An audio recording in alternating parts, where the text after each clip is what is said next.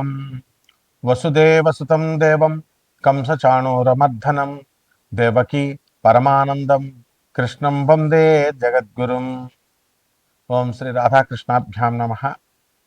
ఓం కృష్ణం వందే జగద్గురుం అర్జునం వందే జగదేకవీరం. మనకిప్పుడు 19వ తేదీ మార్చి నెల 2026 సంవత్సరం నుంచి పరాభవనామ సంవత్సరం వస్తుంది. ఉగాది పండుగ మనకందరికీ కూడా వస్తుంది.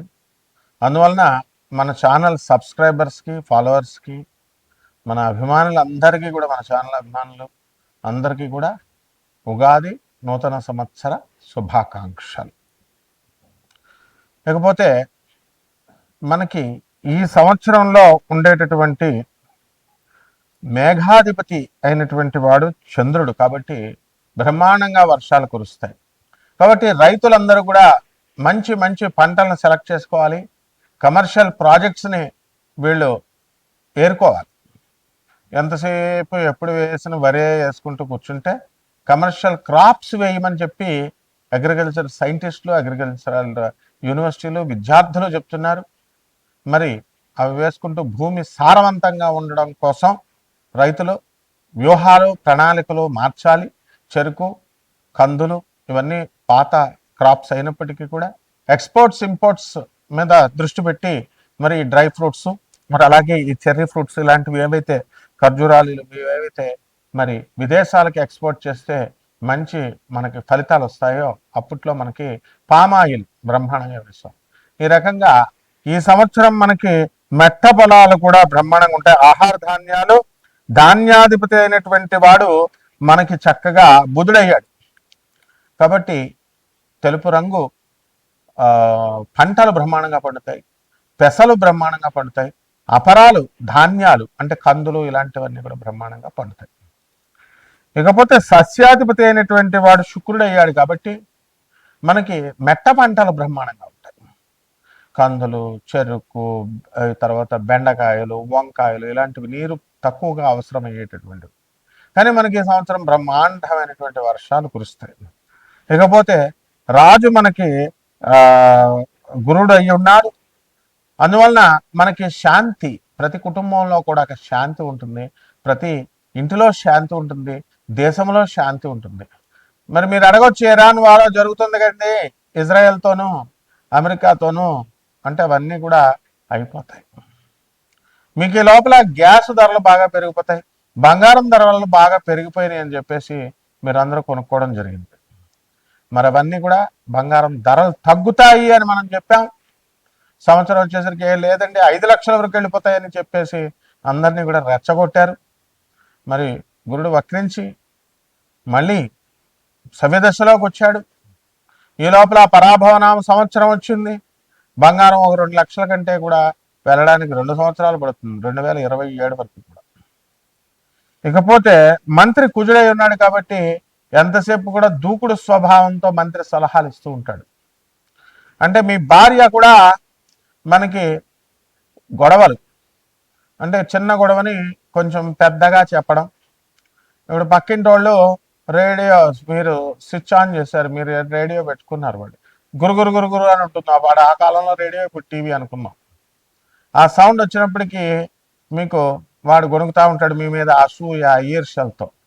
పాపం మీరు డ్యూటీ చేసుకుని వచ్చేసరికి మీకు ఏమవుతుంది, ఇలా చేస్తున్నారని ఈ గొడవలు ఎప్పటి నుంచో జరుగుతున్నాయి, రెచ్చగొట్టేటట్లుగా చెప్తుంది మీ భార్య.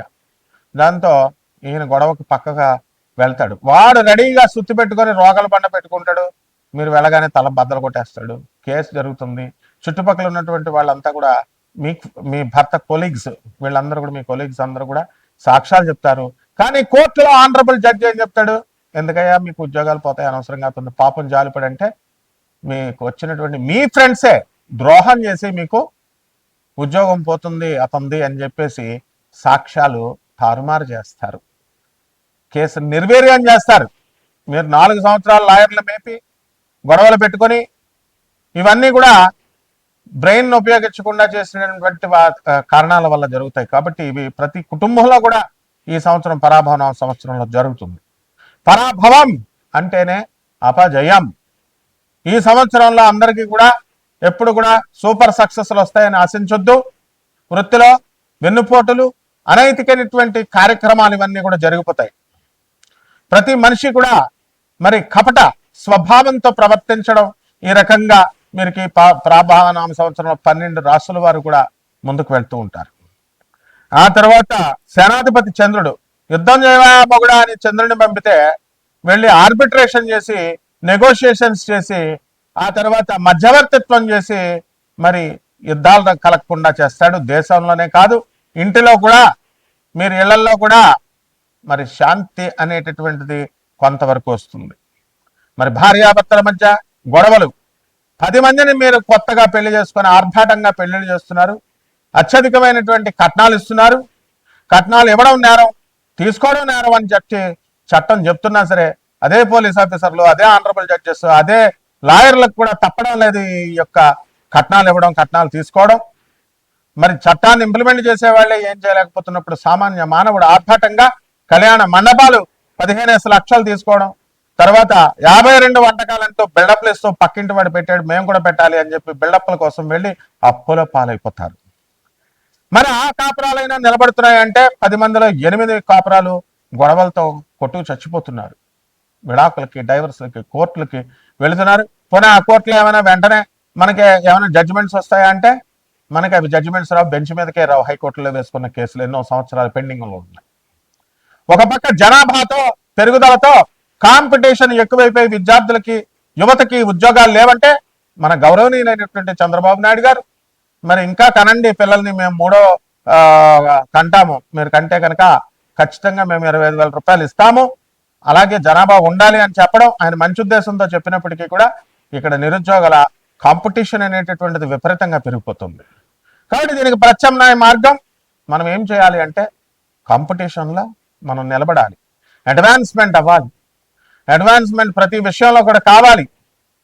టెక్నాలజీ పరంగా అడ్వాన్స్మెంట్ అవ్వడమే కాదు, ఆర్టిఫిషియల్ ఇంటెలిజెన్స్ వచ్చేసింది.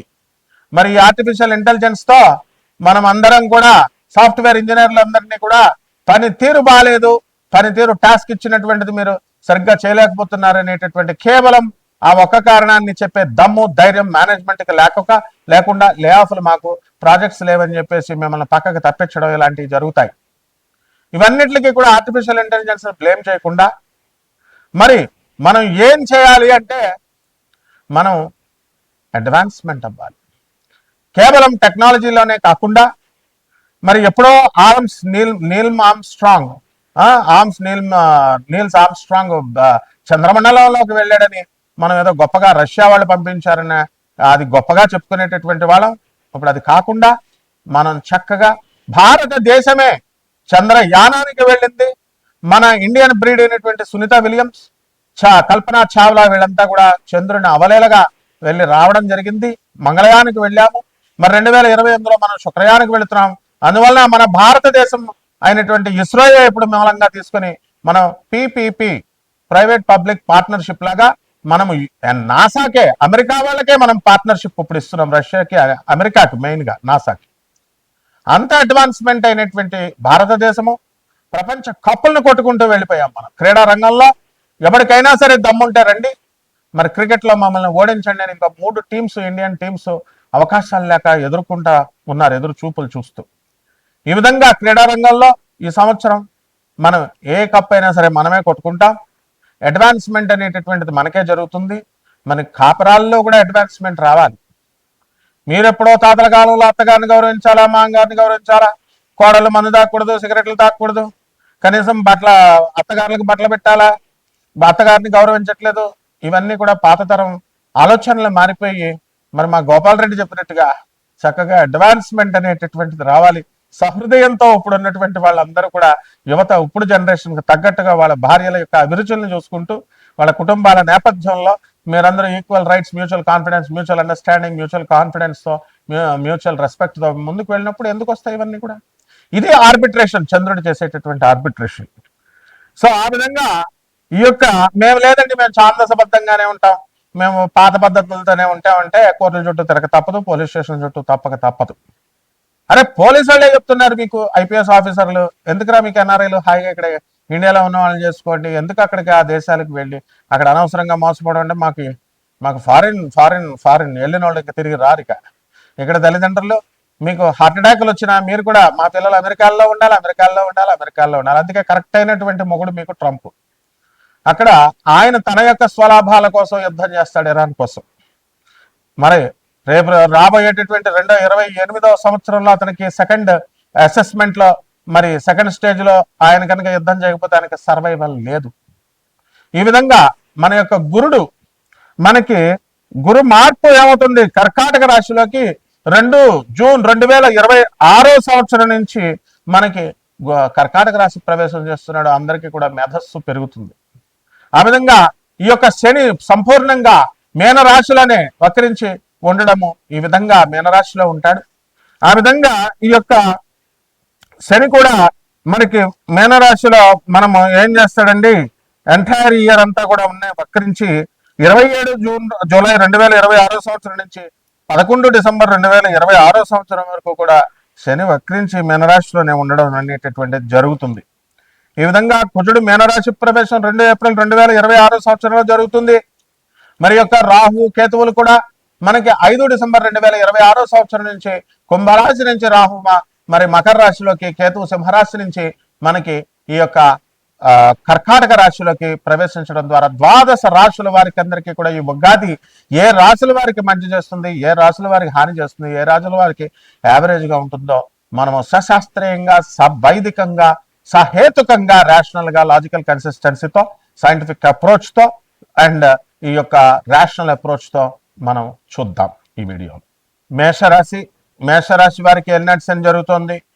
మరి యొక్క గురుడు మనకి 2 జూన్ 2026 సంవత్సరం తర్వాత కర్కాటక రాశికి అర్ధాష్టమ గురుడై మీకు అందరికీ కూడా ట్రాన్స్ఫర్లు కావాలనుకునేటటువంటి వాళ్ళకి, ఉద్యోగస్తులకు, ప్రైవేట్ అవనివ్వండి, గవర్నమెంట్ అవనివ్వండి, మీకు కావలసిన చోట్లకి మీరు మారడం జరుగుతుంది.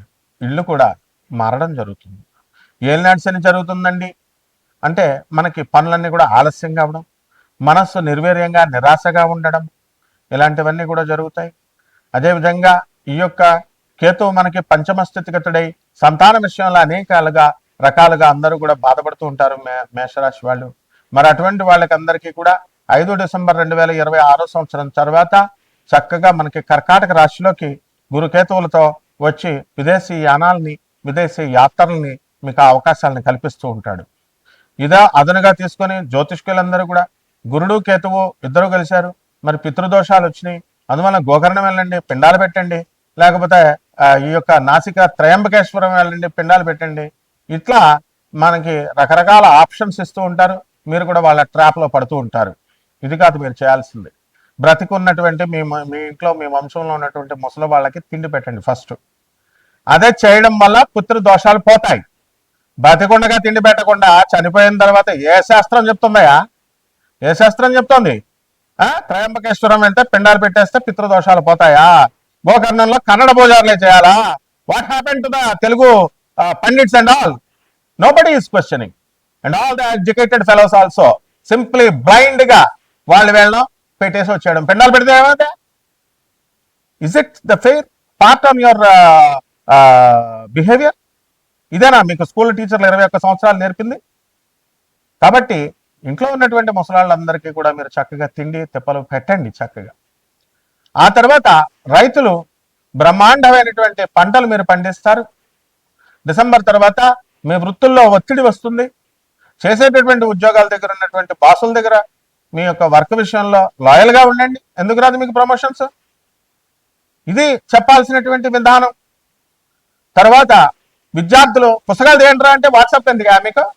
మీ అమ్మ మీ నాన్నలు సాక్రిఫైస్ చేసి చక్కగా మీకోసం మంచి మంచి వాళ్ళకంటే ఖరీదైనటువంటి ఫోన్లు, ఐఫోన్లు, ఇవన్నీ అప్గ్రేడ్ అయినటువంటి ఫోన్లు అన్ని కొనిస్తుంటే and you are not concentrating on studies. కాబట్టి కష్టపడితే వచ్చేస్తుంది అంటారు. ఇంకో బ్యాచ్ ఉంటుంది, కష్టపడితే వచ్చేస్తుంది, జ్యోతిషాలు ఏముండవు. ఇలా చెప్తే ఇలా అనమాట. కాబట్టి ఇటువంటి స్క్రాప్ నంతా పక్కకి తీసేసి ఎవడైతే రేషనల్ గా మరి గురువులకే సలహాలు ఇచ్చేటటువంటి వాళ్ళంతా కూడా స్క్రాప్ అనమాట. వీళ్ళు బాగుపడరు, సమాజాన్ని బాగుపడినవారు. లేకపోతే నువ్వు రా యూట్యూబ్కి వచ్చి నువ్వు చెప్పు, సమాజాన్ని ఉద్ధరించు.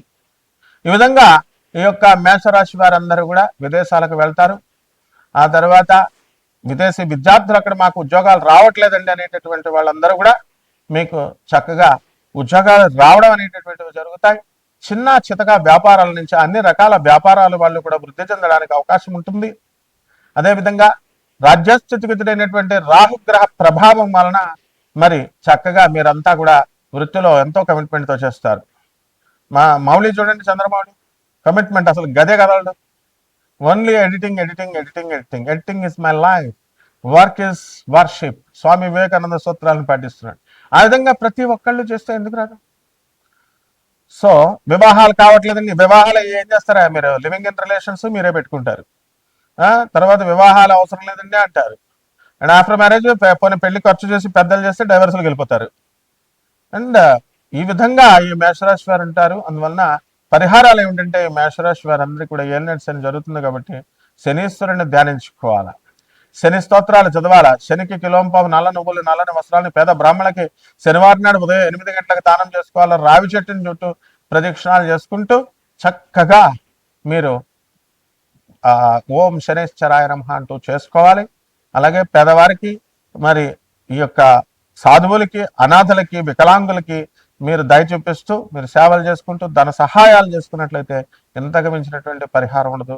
మీరు ఎక్కడికో ఈ ఉగాది ఈ 2026లో వెళ్ళిపోతారు. అన్ని వర్గాల వారికి కూడా బ్రహ్మాండంగా ఉంది కాబట్టి చక్కగా ఈ ఆధ్యాత్మికత అంటే కూర్చొని పసుపు కుంకాలు వేసి పూజలు చేయడం కాదు. Help the society, help the poor. ఈ విధంగా వెళ్ళండి, బ్రహ్మాండంగా ఉంటుంది. శుభమస్తు.